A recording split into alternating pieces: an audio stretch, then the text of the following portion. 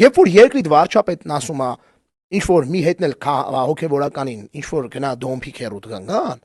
սա ազգը սկսում է մտածել քրֆելու մասին այդ մարդուն։ Այ հիմա ես ուզում եմ էսի նաև այդ Ամերիկայի դեսպանատան ներկայացուցիչներ բաներ դրանք տենան։ Էս արա հայոյան քֆուրը,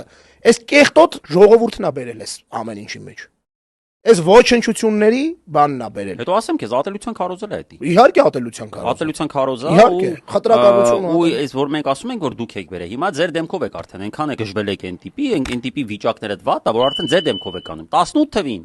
այս նույն ուսրանից բեթար բաներ, շատ ավելի բեթար բաներ, ստե ինչ լավ տենց դոմփել եք գրե, տենց ձեր մոմենտով ոչ նորմատիվ չի այդքան լավ տենց 18 թվին այդ ամեն ինչը ֆեյքերով էիք անում, արա։ Ու որ մենք ասում էինք, որ մեր խոսույթի մեջ դա հայտնվել է ձեր պատճառով, որովհետև մենք